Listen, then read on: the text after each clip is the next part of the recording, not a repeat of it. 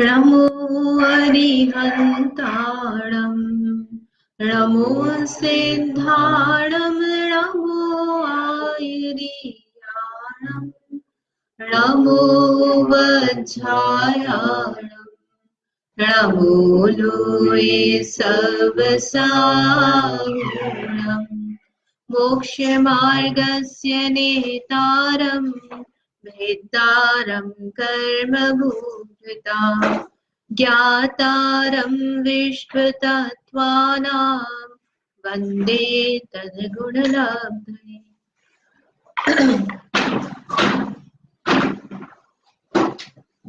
तत्वार सूत्र ग्रंथ का छठा अध्याय चल रहा है। इसमें आश्रव के बारे में बता रहे हैं। आश्रव के दो भेद किए, सांप्रदायिक और इर्यापद। सांप्रदायिक आश्रव में फिर किस किस प्रकार से होता है। जो कषायिक आश्रव है तो उसके 25 प्रकार के कारण बताए, इंद्रिय, कषाय, अवृत, क्रिया, ऐसे करके। फिर उसके बाद में उसमें भी विशेषता है, 5 इंद्रिया तो सभी के है, 4 कषाय भी है। तो ऐसा होने पर भी उसमें आश्रव में अंतर कैसे आता है, तो उसके लिए अगला सूत्र बताया था, तीव्र, मंद, ज्ञाता, ज्ञात, वीर विशेषेभ्यस, है ना। उसमें विशेषता किससे आती है, तो तीव्रता, मंदता, ज्ञात से, अज्ञात से, वीर आदि के निमित्त से।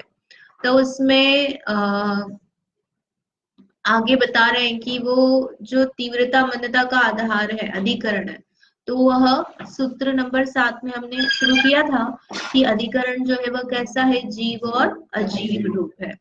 तो जीव का मतलब क्या है, जीव अधिकरण यानी जीव की पर्याय, और अजीव अधिकरण यानी अजीव की पर्याय। तब वो सबसे पहले जो जीव की पर्याय है, जिसके निमित्त से अंतर बढ़ता है आश्रव में, जीव जो आधार है, जीव आश्रव कर रहा है अपने परिणामों से। तो जीव में किस किस प्रकार से भिन्नता होती है, जिसके कारण से आश्रव में भिन्नता आती है, तो उसके लिए आगे का सूत्र नंबर 8 बताते हैं। ये हमारे जीवन का बहुत काम का सूत्र है। काम का मतलब हम लोग रोज माला फेरते ही है, तो किस प्रकार से इसमें आया है यहाँ पर बताते हैं। आद्यम संरंभ समारंभारंभ योग कृत कारितानुमत कषाय विशेषै त्रिश चतुश्चैकशः, है ना। अभी थोड़ा मैं आपको पहले कषाय के पहले तक का पढ़ लेते, फिर उसके बाद का जो कषाय से वो फिर से पढ़ेंगे। आद्यम संरंभ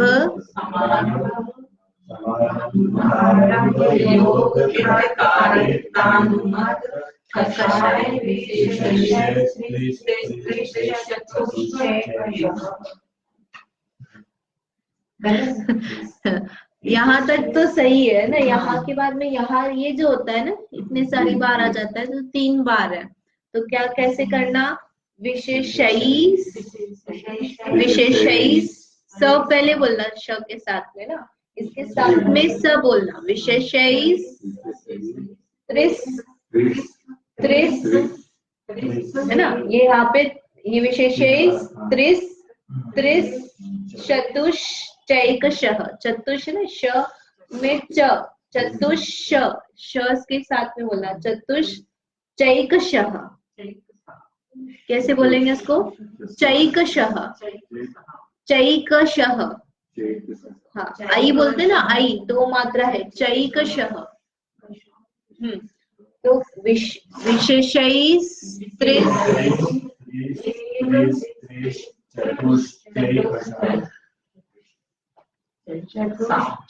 आप बोलो सही था भाभी। स्त्री त्रिस नहीं, है ना। ये यहाँ पे गड़बड़ कर रहे हैं, ये वाला जो फर्स्ट वाला ना, तो देखो यहाँ का विशेषैस है ना, तो एक बार सब बोले ना, त्रिस, ये है ना, इसका स यहाँ बोले त्रिस, फिर त्रिस, है ना, फिर त्रिश श आएगा यहाँ पे, ये श आएगा, चतुश्चैकशः, 3 बार स, 2 बार श,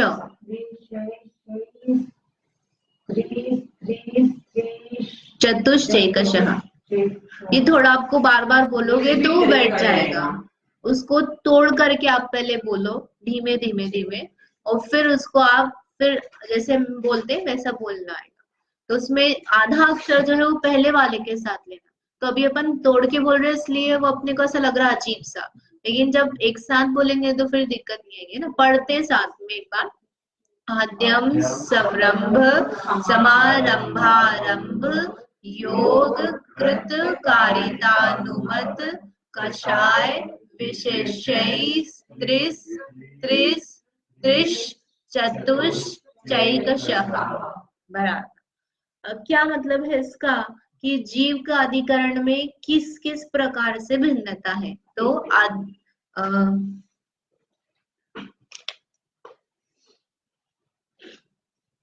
आद्यम, आद्यम है ना आदि का, जो दो भेद की ना, अधिकरणम जीवा जीवाहा, जीव और अजीव है। तो आद्यम है पहला वाला ने जीव अधिकरण। तो जीव अधिकरण जो है उसमें समरंभ, फिर समारंभ, समारंभ ना उसमें भा आया तो यहाँ पर लेना आरंभ, समरंभ समारंभ आरंभ। फिर योग है तो योग में क्या हो गया, मन योग, वचन योग, काय योग। कितने हो गए, 3 ये हो। तो अभी टोटल कितने हो गए, 6। 3 संरंभ समारंभ है ना, आरंभ, और फिर मन वचन काय, 3 और 3 6। फिर कृत कारित अनुमत, कितने हो गए ये, 3 और हो गए, तो टोटल कितने हो गए, 9। फिर कषाय, कषाय कितनी होती है, 4। क्रोध मान माया लोभ, बस यही बताया है। तो उसमें भेद किए हैं। विशेष ही, इनके विशेष करो तो कितने हो गए ये, 3। संरंभ समारंभ आरंभ कितने हो गए, 3। इसके लिए क्या लिखा, त्रि।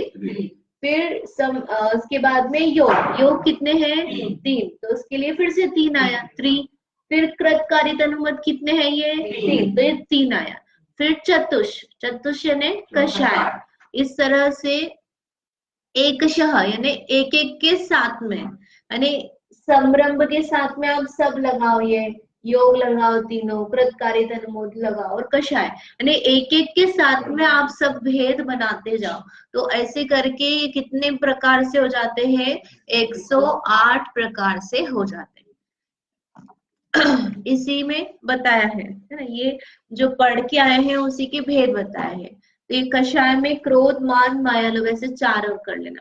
तो हम 108 कैसे होते हैं, उनका आपस में गुणा कर देते हैं। गणित में तो हम कर लेंगे, 3 तिया 9, 9 तिया 27, और 27 में 4 का गुणा करेंगे तो 108। 108 प्रकार से ये भंग बनते हैं। इसका मतलब क्या हुआ कि संरंभ लेंगे यदि हम, तो मन से संरंभ कृत, हमने कृत यानी करना, और क्रोध के निमित्त से क्रोध पूर्वक मन कृत संरंभ, ऐसे उसको लगाएंगे। क्रोध पूर्वक यानी क्रोध रूप जीव का परिणाम है, और जीव ने खुद किया है, तो क्रोध पूर्वक मन कृत संरंभ। फिर समारंभ लेंगे हम, या संरंभ में ही हम वचन कर लो, तो क्रोध पूर्वक वचन कृत संरंभ, क्रोध पूर्वक काय कृत संरंभ। समझ में आ रहा है क्या कर रहे हैं, यानी एक एक के साथ में सब चीजें लगनी चाहिए। इस संरंभ है तो मन वचन काय, तो मन कृत और क्रोध कषाय, फिर मन कृत मान कषाय, मन कृत माया, ऐसे करके चारों कषाय मन और कृत के साथ में लगाएंगे। फिर मन संरंभ मन कृत के बाद में कारित और चारों कषाय ले लो। फिर संरंभ मन अनुमोदना चारों कषाय, तो ये मन के हो गए। अब मन के बाद में संरंभ वचन कृत 4 कषाय, फिर संरंभ वचन कृत 4 कारित व 4 कषाय, ऐसे करके पूरे सब के साथ में आपको सारे भंग बनाने, तो 108 भंग भेद बन जाते। यानी क्या बता रहे हैं इसमें, अंतर कैसे आ रहा है, परिणाम और आश्रव में अंतर कैसे आ रहा है उसमें। जो आश्रव में भिन्नता हो रही है, अधिकरण जो बता रहे ना आधार जीव, तो जीव का आधार क्या है? क्रोध वाला जीव है, एक मान वाला जीव है, एक माया वाला है और एक लोभ वाला है। चारों जीव है, लेकिन चारों में परिणाम कैसा है? कषाय का अलग अलग है ना। चार जीव है, उनमें कषाय भले ही सेम है, लेकिन समरंभ समारंभ आरंभ ये आधार अलग हो गया। चार या फिर कोई तीन जीव ले लो, जो कोई मन से कर रहा है, कोई वचन से कर रहा है, कोई काय से कर रहा है, कोई खुद कर रहा है, कोई करवा रहा है, कोई अनुमोदना कर रहा है। तो इस तरह से जीव होते हुए भी उनके जो परिणाम है उसमें आधार के कारण से भिन्नता है, जिससे आश्रव भिन्न भिन्न होता है। अब इनका मतलब क्या होता है, एक बार अपन सिंपल इनका देखते हैं। तो सबसे पहले है समरंभ, है ना। समरंभ यानी क्या होता है? तीन चीजें हैं, समरंभ, समारंभ और आरंभ। ये हम आलोचना पाठ में पढ़ते हैं। तो जो हिंसा से संबंधित क्रियाएं है उसके लिए इसको सामान्य से यूज करते, घर गृहस्थी के कार्य या बाहर के भी जो अपन हिंसादि कार्य है, तो उसमें सबसे पहले होते हैं समरंभ। समरंभ यानी कोई कार्य हम करने वाले हैं तो उसकी मन में प्लानिंग बनाना, मन से, वचन से, काय से, कुछ भी किसी भी प्रकार से हम प्लानिंग कर रहे हैं। प्लानिंग समझ में आता है? प्लानिंग है ना, सोच रहे हैं उसके बारे में, कहाँ जाना, क्या है प्लानिंग, किस दिन पार्टी रखेंगे, कैसी शादी करेंगे, कोई खून मर्डर करने वाला है तो किस दिन करेंगे, किस दिन बलि चढ़ाएंगे, क्या क्या चाहिएगा, ये सब प्लानिंग। फिर उसके बाद में होता है समारंभ। तो समारंभ में क्या है? सोच तो लिया, अब हम क्या कर रहे हैं? साधनों को जुटा रहे हैं। बाजार से हम चाकू खरीद के लाए, धार करने का सामान लेके आए, रिवॉल्वर लेके आए, और जो घर गृहस्थी की कामकाज है तो हम उसमें जो चीजें हमको सामान चाहिए, गैस चूल्हा है, टंकी है, छोले बना रहे तो छोले है, शादी का वो है तो उसके जो मतलब हम उससे संबंधित जो भी सामग्री जुटाने का काम है वो करा हमने। तो दोनों में अंतर हो गया ना। एक में तो खाली व्यक्ति ने सोचा ही था कि ऐसा ऐसा हम कार्य करेंगे, इस दिन करेंगे, उसको क्रियान्वित नहीं किया था। सेकंड नंबर में क्या हो गया? उसने क्रियान्वित कर लिया, आगे बढ़ गया वह, उसमें आगे चली गई ना प्रोसेस, उसने सामान जुटा लिया, पैसा लगा दिया उसमें, जो भी है उसने लोगों को इन्फॉर्म कर दिया, लोगों को एकत्रित कर लिया, जिस किसी भी तरह से उसकी प्लानिंग बननी थी हिंसा संबंधित, वो उसने शुरू कर दी। तो वहां पर क्या हो गया? समारंभ। फिर आरंभ मतलब क्या हो गया? कि वह क्रिया ही करने लग गए, हिंसा का जो कार्य था वो हिंसा करने लग गया। हमने सोचा था हम संडे को कपड़े धोएंगे, मशीन लगाएंगे, मशीन लगाएंगे तो हमने इतना सोचा था, फिर उसके बाद अगले दिन से क्या करा? कपड़े इकट्ठे करने लग गए। मशीन तो रखी थी ना, मशीन अगर खरीद ली तो फिर वो भी आ जाएगा, अगर हमारे पास नहीं थी हमने खरीदी, सर्फ मशीन और जो भी है। फिर उसके बाद कपड़े इकट्ठे कर लिए, फिर संडे को हमने कपड़े धो लिए अनछने पानी से, छने पानी से, जैसे भी। तो क्या हुआ वहां पे? जिस समय क्रिया की वो क्या हो गया? आरंभ। और जब हमने सामान जुटाया वो क्या हो गया? समारंभ। और जो हमने सोचा वो क्या हो गया? संरंभ। जैसे अपन ने आज सोचा है कि आपको ये काम करना है ना, अपन ने अभी सिर्फ संरंभ भी किया, समारंभ भी नहीं किया, आरंभ भी नहीं किया, तो अभी आज तो सिर्फ संरंभ का ही लग रहा है कि तीनों का ही लगेगा? नहीं, जो आप कार्य कर रहे हो उसी का लगेगा ना। अब कृत कारित अनुमोदना में अंतर क्यों है? कृत यानी आप कर रहे हो, खुद कर रहे हो तो अंतर है, कारित किसी से करवा रहे हो, अंतर है कि नहीं? इसी तरह से संरंभ समारंभ आरंभ में अंतर है। जैसे ये तो सकता है कि संरंभ और समारंभ हो ही नहीं भी हो तो उसको उतना ही लगेगा ना दोष।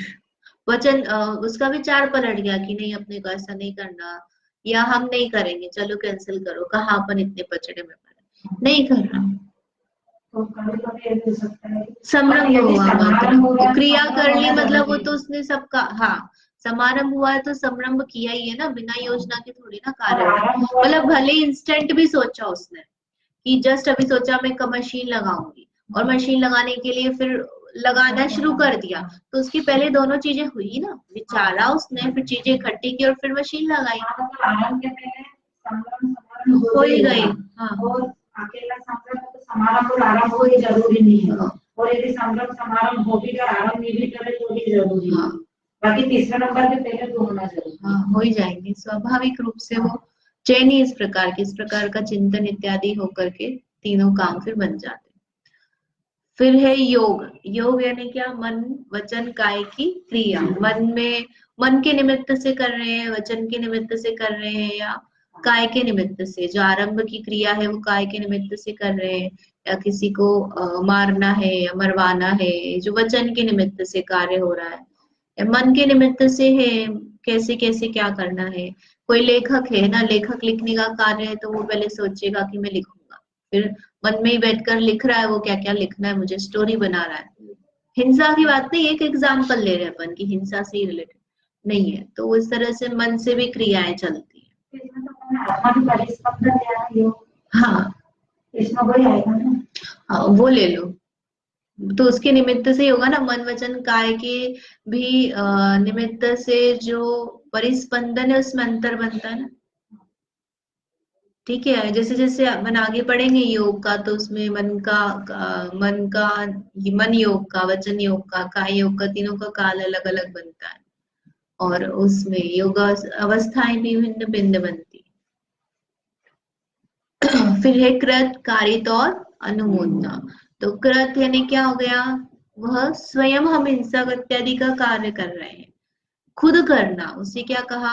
कृत। मैंने खाना बनाया, न मैंने पानी छाना, मैंने कपड़े धोए, मैंने बर्तन मांजे, मैंने गैस जलाया, ये खुद किया, वह क्या हो गया? कृत। कारित क्या हो गया? मैंने भाई से करवाया। और अनुमोदना क्या? कोई कर रहा है तो मैं उसकी प्रशंसा कर रहा हूँ, बहुत अच्छा किया, है ना, बहुत अच्छे से गाड़ी धोई, अच्छा धो, रोज धो, ऐसा हमने प्रशंसा किया, तो वह क्या हो गया? अनुमोदना। अब ये तीन जो है इसमें से कौन सा ज्यादा अपने को खराब लगता है? स्वतंत्र रूप से आत्मा के द्वारा जो कार्य किया, आत्मा अपन मतलब अपने ऊपर ही लिया। आत्मा के द्वारा मतलब स्वयं के द्वारा जो कार्य किया जा रहा है, वो शरीर और आत्मा अलग अलग नहीं है, लेकिन यहाँ पर जीव ने उसके लिए पुरुषार्थ किया ना, जो खुद करने के लिए उद्यत हो गया है, तो इसलिए वहां पर कृत लेना। अनुमोदना करते, लेकिन पाप किस में ज्यादा लगता है? करने में लग रहा है ना। आप एक खुद पंखा चला रहे हो और कोई से चलवा रहे हो, और फिर कोई चला रहा है तो उसकी अनुमोदना कर रहे लगभग समान ही लेकिन परिणाम में तो मैंने ये याद आना है कि चल हम कैसे लोग चलो तब तुम ही कर दो ये काम, तो अच्छा मान के तो करा रहे हैं ना, या बुरा मान के करा रहे हैं, तो डिग्री क्या अंतर आएगा?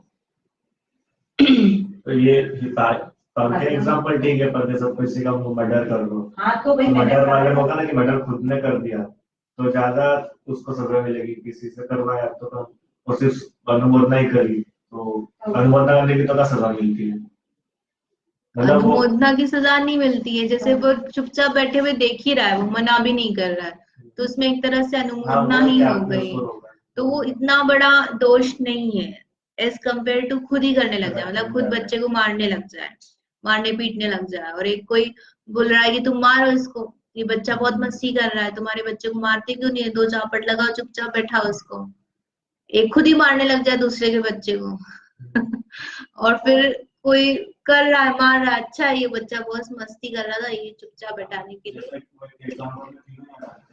जो क्रूरता है ना उसमें अंतर आ गया ना, एक आप खुद ही कर रहे हो हिंसा का कार्य।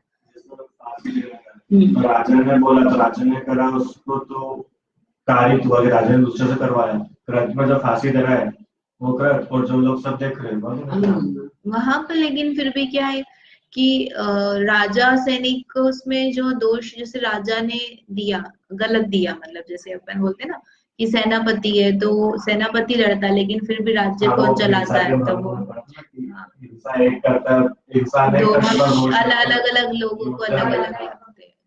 तो ये तो अपन एक सिंगल पर्सन, सिंगल व्यक्ति और उसकी क्राइम की बात कर रहे हैं कि वो कृत में, कारित में, अनुमोदना में जो है कृत यदि खुद ही कर रहा है, वो इतना उसको तीव्र कषाय हो गई है कि वह खुद ही करने लग गया कार्य, और फिर एक में उसको इतने परिणाम है कि वो खुद नहीं, हम तो पंखा नहीं चलाते लेकिन गर्मी लग रही तुम चला दो, हाँ तो लेकिन फिर भी उसको इतना नहीं है कि ठीक है कोई चलवा देते अपन किसी से, हम नहीं चलाएंगे, इतना उसको परिणाम है हाँ कि कम है, मतलब वो नी भी मिलेगा तो नी भी चलवाएगा, लेकिन उसने इतना ले रखा है कि खुद नहीं चलाएगा, कोई कल चलाता होगा जो खुद ही, वो तो ऑब्वियसली वो तो खुद चलाता ही है रोज घर पे, तो हमने उसको बोल दिया, तो ये तो वैसे भी कर ही रहा था, खुद के लिए भी चलाता ही सही, तो हमने उसको बोला है।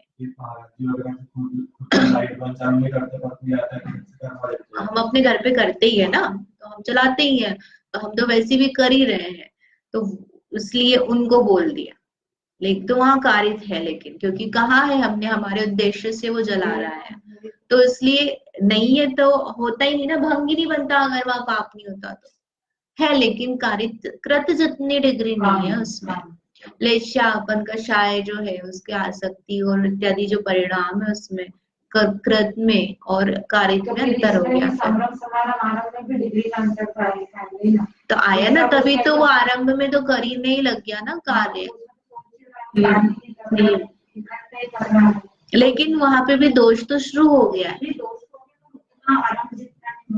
हाँ हाँ, लेकिन हमारे साथ में ऐसा होता है कि हम संरंभ और समारंभ भी बहुत करते हैं, आरंभ भी करते हैं, लेकिन जैसे कि हमारे घर में किसी की बच्चा योग्य हो गया है, विवाह योग्य, लड़की के केस में ज्यादा हो जाता है, लड़का तो फिर भी बात की बात है ना, लड़की के केस में अब विवाह योग्य हुई तो हम क्या सोचने लग जाते हैं, इसकी शादी में हम ये ड्रेस बनवाएंगे, ये ज्वेलरी बनवाएंगे, ये करेंगे, इसके लिए ये देना है, तो वो इकट्ठा भी करने लग जाते हैं लोग, तो साड़ी भी खरीद खरीद के रखने लग जाते हैं, हमको 25-30 साड़ी करनी है तो ये वाली ऐसी जो सदाबहार है, चलो चुंदड़ी की साड़ी लेके रख लो, और ज्वेलरी है तो बिस्किट लेके रख लो, और करने लगते ना लोग, तो प्लानिंग अभी तो कोई ठिकाना ही नहीं, लड़का भी नहीं देखा, और मान लो 20 साल की लड़की हो अब 25 में 27 में कब उसका विवाह करोगे, लेकिन हमने क्या करा, उसका कब से अपने विचार चल रहे, हम उसी कार्य में कितने लगे हुए हैं तब से, तो ऐसा नहीं कि हम उसमें बिजी नहीं है उसके कारण से, तो संभ्रम समारंभ में भी हम लगे हुए रहते, दिमाग में हमारे वो चल ही रही है ना प्रोसेस, तो कार्य भी कर रहे हैं हम, और उसकी वो भी चल रही है, पर जब वो आरंभ है वो तो हाँ वहां तो है ही सही, हो ही गया ना। एक आपने विवाह आयोजन की बात करी कि हम ये विवाह रखेंगे, इस दिन रखेंगे, इस समय हम रिसेप्शन रात के समय रखेंगे, और उसमें फिर हम आलू प्याज गाजर का हलवा ये सब रखेंगे, तो ये आपने सिर्फ विचार किया है, और फिर आपने सब कैटरिंग वाले से बात कर ली, सामान जुटा लिया, तो आ गया है ना, और फिर मतलब 1000 लाख 10,000 लोगों को बुला के खाना खिलाई दिया, शादी करा दी, तो बताओ किसमें पाप है ना, कितने लोगों को आपने खिला दिया वो भक्ष, जो आप तो खुद ही खा रहे थे, लेकिन अब तो आपने बना के ही खिला दिया, और वो भी रात को खिला दिया। ये शुभाश्रम में भी होता था, लगा सकते हैं, पर संभ्रम समारंभ आरंभ ही मुख्य रूप से आरंभ को में कोई मतलब इत्यादि, हाँ, तो जैसे शुभाश्रम होगा कि किसने स्वाध्याय करा, हाँ, तो शुभाश्रम होगा, तो स्वाध्याय करने के बारे में पहले उसने सोचा कि आज में ये स्वाध्याय होगा, तो वो पहले उसने ग्रंथ लिया और पढ़ने लगा हाँ, वो सब वहां लगाएंगे, पर ये 3 जो संभ्रम समारंभ आरंभ है वो नहीं लगेंगे, वो जैसे अपन मंदिर में लगाते हैं ना, कि किसी व्यक्ति ने सोचा कि मैं मंदिर जाऊंगा, तो उसको उपवास का फल बताते हैं, वहां पे कितने लगते हैं मुझे याद नहीं है, मंदिर जाने के बारे में सोचा उसने, फिर तैयार हो गया, फिर निकला घर से, और फिर निकल कर मंदिर पहुंच गया, और फिर मंदिर में दर्शन किए, तो वहां तक सबका अलग अलग फल बताते हैं, वो आधे उपवास का, एकाशन का, 1 साल के उपवास का, इस तरह से फल बताया वहां पे, तो वो शुभाश्रम शुभ है यहाँ पर। ये सब चीजें से जितने आप 108 बता रहे हो, ये पाप के रूप में कार्य हो रहा है, पुण्य के रूप में, हाँ, ये कम होगी तो फिर कम होगा, आश्रम कम होगा ना, इससे नहीं है, हो सकता है आप संभ्रम समारंभ आरंभ नहीं कर रहे हो, लेकिन क्रोध मान माया लोभ इत्यादि तो आपके चल ही रहे हैं, ये जैसे पाप कार्य में लगेंगे सारे युग है ना, मतलब पुण्य वाले कार्य में नहीं लगेंगे, संभ्रम समारंभ आरंभ तो नहीं लगेंगे, और एक बार इसको देख लेंगे, क्योंकि योग तो पुण्य आश्रम भी योग में तो हो ही रहा है। हाँ, और कषाय भी चलती है। जैसे कषाय पाप रूप भी होती है। कषाय जो है वो उसमें राग और द्वेष रूप होती है ना, तो राग जो है उसमें शुभ अशुभ दोनों प्रकार का हो जाता है, तो वो उसमें शुभ भी हो सकती है, शुभ के निमित्त से राग रूप परिणाम बन जाए। शुभ में भी लगा सकते ना, हमने विधान खुद किया, हमने विधान करवाया, किसी को पैसे दिए और कोई कर रहा तो उसकी अनुमोदना कर रहे हैं। इस संभ्रम समारंभ आरंभ का और देख लेंगे, पर ये नहीं मतलब मुख्य रूप से हिंसा अधिकार में ही लगता है जो है आरंभ, अपन बोल ही रहे ना, आरंभ यानी हिंसा अधिकार है। बहु आरंभ बहु परिग्रह जो हम लेते हैं तो वहां पे भी वो आरंभ हिंसा अधिकारी की ही लिया जाता है, घर गृहस्थी के जो कार्य है। जैसे अपन घर में हिंसा कर रहे हैं, पूजे का सामग्री धोने में भी हिंसा हो रही है। हाँ। अपन ने मुझे से चौके लगाने में हिंसा हो रही है, लेकिन परिणामों में ऐसा थोड़ी चल रहा है ना। हाँ, उसके निमित्त से जो आश्रम है उसमें शुभ बना, मंदिर बनवा रहे, जैसे कि घर बनवा रहे और एक मंदिर बनवा रहा, तो मंदिर बनाने में हिंसा तो रही, लेकिन परिणाम में वो इसलिए वो ये सबका कॉम्बिनेशन लिया ना। यहाँ पर जो हमने लिया मतलब ये जो 108 भेद बनाया तो उसमें एक बार का अपन ने एक जो भंग बनाया तो उसमें क्या क्या चीज चल रही है आपकी, ये सब लिया इसमें। और अभिप्राय क्या है, अभिप्राय भी एक आएगा ना कि हम किस अभिप्राय से ये कार्य कर रहे हैं, मंदिर इत्यादि जिन वाणी जिन धर्म जिन आगम के निमित्त से, वात्सल्य के निमित्त से, प्रभावना के निमित्त से, या फिर हम भोग इत्यादि इंद्रिय भोग भोगे, परिवार बेटा बहू किसके निमित्त से ये कार्य कर रहे हैं। तो उसमें भी लगा तो शुभ हो। हाँ, शुभ अशुभ दोनों आश्रमों में ही लगेगी बराबर। तो इस तरह से जीवाधिकरण के कितने भेद हो गए, 108 हो गए। और इसके भंग बनाए हैं, कैसे बनाए, जो हमने बनाए थे वैसे ही बना के बताए हैं। इसे क्रोध कृत काय संरंभ, तो ये क्रोध कृत है ना, तो क्रोध मान माया लोभ जो कषाय है उनको पहले रोटेट किया है और ये तीनों एक जैसे हैं। फिर कषाय जो है उसके बाद में कृत के बाद में कारित लिया, काय संरंभ वैसा की वैसा रखा, फिर क्रोध मान माया लोभ किया, तो ये मान कृत कारित अनुमोदना, तो ऐसे करके इसके कितने हो गए, 12 हो गए। फिर यहाँ पे अनुमोदित हो गया, अब काय लिया है तो मन और वचन के फिर से 12-12 बनेंगे। फिर संरंभ है ये ना, तो 12-12 मतलब ये से 12 दिया 36 हो गए। फिर 36 के बाद में संरंभ है, तो संरंभ के फिर से संरंभ समारंभ आरंभ 36 36 36 ऐसे करके सब जोड़ लो तो 108 हो जाएंगे। ये क्या बताया, जीवाधिकरण, जीवाधिकरण यानी जीव आत्मा, इसके कैसे कैसे अलग अलग आधार हो रहे हैं जिसके कारण से आश्रम में अंतर आ रहा है। और इसमें विशेष कर सकते हैं, कैसे विशेष कर सकते हैं कि जो हमने 4 कषाय लिए ना, अब उसमें हम ये 4 अलग अलग कर दो, अनंतानुबंधी, अप्रत्याख्यान, प्रत्याख्यान और संचलन, ये 4 प्रकार से इसमें और भेद करेंगे तो कितने हो जाएंगे, 400। फिर और सूक्ष्म भेद हो गए ना उसमें, कैसे हो गया कि किसी जीव के 4 प्रकार की कषाय है, किसी जीव के 3 ही प्रकार की है, अनंतानुबंधी नहीं है, किसी जीव के 2 प्रकार की, किसी जीव के मात्र संज्वलन क्रोध मान माया लोभ, तो आश्रव में अंतर आएगा। 4 कषाय है तो उसके 4 के निमित्त से आश्रव हो रहा है अधिक, है ना, किसी के 3 के निमित्त से हो रहा है, तो इस तरह से अधिकरण अंतर रूप से ये अपना जीवाधिकरण।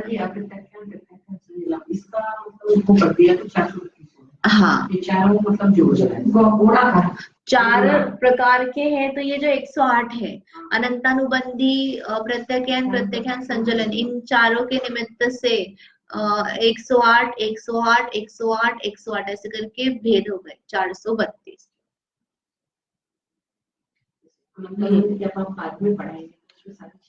हाँ, अनंतानुबंधी आएगा, अभी अपन पढ़ेंगे आगे। अनंतानुबंधी यानी क्या, बहुत तीव्र जो संसार मिथ्यात्व के साथ जो बनती है वो वाले क्रोध मान माया लोभ है। फिर अप्रत्याख्यान में क्या बताया था कि बिल्कुल भी त्याग का परिणाम नहीं हो रहा, कोई नियम लेने का भाव नहीं हो रहा। प्रत्याख्यान में त्याग तो कर रहा है लेकिन महाव्रत दीक्षा लेने के भाव नहीं है, और संजोलन में दीक्षा इत्यादि ले ली है, लेकिन पूर्ण लीनता का भाव नहीं हो पा रहा है। जो जैसा आत्मा का यथा क्या चारित्र है वैसा नहीं प्रकट हो रहा है। संजोलन कषाय उसमें उदय में निमित्त बनती है। इस तरह से चारों में अंतर है। 4 प्रकार की कषाय, इंटेंसिटी बोलते हैं ना, अनुभाग है, अलग अलग प्रकार से अनुभाग। 5 गुण स्थान में प्रत्याख्यान का उदय है, अनंतानुबंधी प्रत्याख्यान का उदय नहीं है।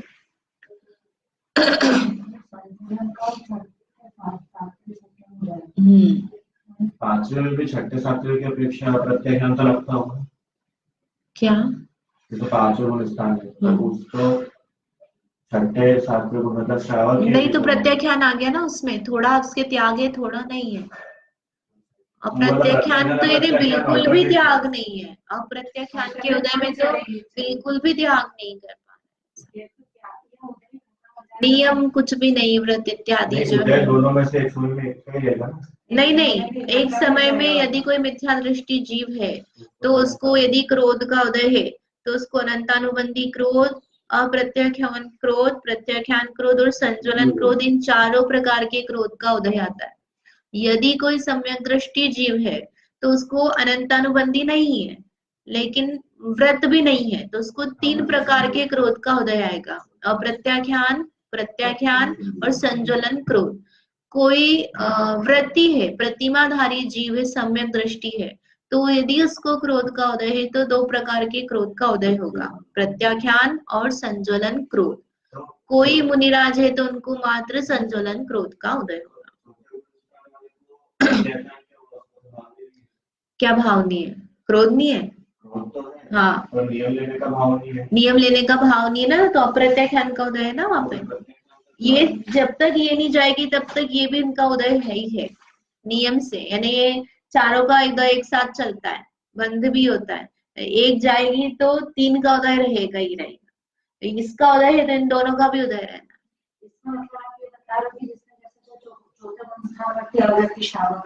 तो उसको व्रत लेने के भाव भी नहीं आ रहा, मुनि बनने के भाव भी नहीं आ रहा, इसलिए दोनों जाति का उदय चल रहा है ना। और जो 5वें गुण स्थान वर्ती को मुनि बनने के भाव नहीं आ रहा, इसलिए और प्रत्याख्यान तो है ही, उसको मतलब उदय तो चल ही रहा, भाव आ गए ना उसके गुण, मतलब प्रतिमा आदि ले ली उसने, तो उसको फिर संज्वलन के क्रोध का उदय चल रहा है, ऐसा बोल रहा हूँ। संज्वलन और प्रत्याख्यान का चल रहा है और मुनिराज को सिर्फ संज्वलन का ही चल रहा है। बंध भी वही होगा और उदय भी वही होगा। हाँ, 10वें में जाता है ना, सूक्ष्म लोक में।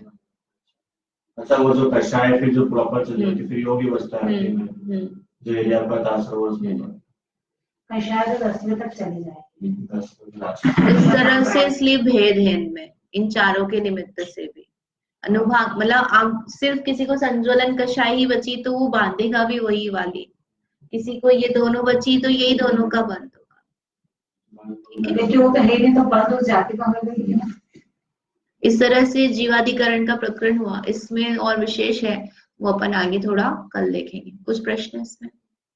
जावाणी के ज्ञान ते सूझे लोकालोक, सोवाणी व सगनो सदा देत गुण।